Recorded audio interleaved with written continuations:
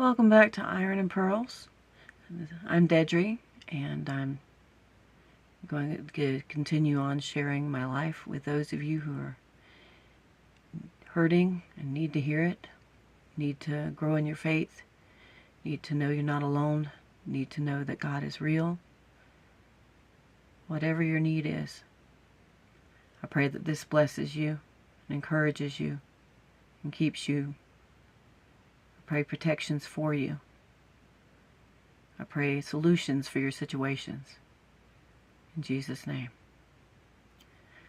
So the last time I spoke, I talked to you guys about when I was born and how I suffocated in my crib. And so we're going to go from there.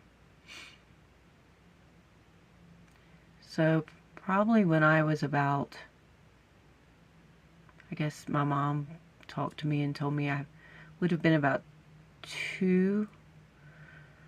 maybe 1.5, 2 years old. I don't think I was talking very well yet. My mom would leave me with a family member while she would go to work. And sometimes she would take us to the store and she would run in to do the errands and we'd be in the car. And I remember that she had, my mom shared a story and she didn't know the other side of it, but I remember, even though I've been through some things and had some surgeries and such, I remember very early in my life. I have some very truly early memories. And one of these times she went shopping, I was in the car, I was in the back seat with this family member. And this family member tried to molest me, or was molesting me. And I struggled and basically got behind him and latched my teeth into his back. And my mom says that her version of the story, the only thing she knows is that, the only thing she knew at the time anyway, is that someone had come into the store and said, "Hey, there's a man out there, there's a boy out there in the car, and this little girl has got her teeth latched into his back, and he's screaming, and she won't let go." Yeah, my mom didn't know that I did that in self-defense because of him trying to molest me. But she knows that it occurred as far as me biting him, and that I broke skin and he had bruises in his back for a long while. So that's one of my early memories. Another early memory I can remember is being alone in the dark. Just totally dark in my living room. Totally being alone. I guess that person that had been watching me was there somewhere. I don't know where they were. It was dark in our living room, and we had a little television, a little black and white TV or whatever, and I was sitting on the floor watching that. I know I was really small, though. And my mother came home from work really late, and she had bought me a candy, but I just remember it being very dark in that room and feeling, pretty much being alone. Wasn't scared. I was kind of happy to be alone. Nobody was bothering me. And then there was another incident, probably within a few months of that. I guess my mom had gotten married when I was 3. So that other memory is a little earlier than that. So I was 3.5, and she got married again. And the guy that she married happened to be a cop. And I remember that the house we were in had a screen door in the main bedroom.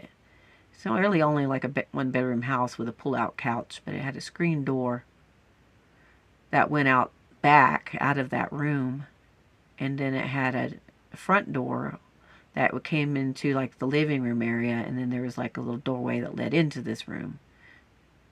And I remember that my stepfather and my mother were out in the back, out in the backyard, and I was in that room rummaging through a toy box. I can remember it. It was like a little wooden toy box, so it had a little lid. It had a little shelf like above the back. I guess that, I don't know if it was for holding books or what it was. I can't remember, but I know that I was digging around in this toy box looking for a specific toy, I guess.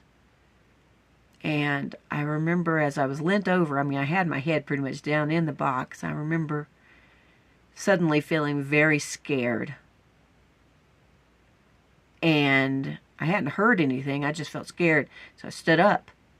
And when I stood up, I looked up and to the right, and there was an old white man in my house that I did not know, and he had his head poked through that doorway into the bedroom from the living room, and he was looking at me, and he reached his hand out, and all I remember is that I ran as hard as I could to that other screen that went out of that master bedroom, and I guess that one was like hooked closed or something, because I ran into it and bounced off of it, and it alarmed my mom, and she come running over saying, "What's happening?"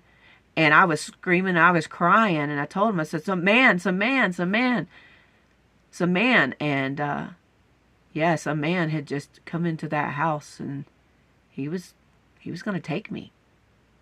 I would have never been heard from again. I would have been like so many others. He was going to take me. He was brazen.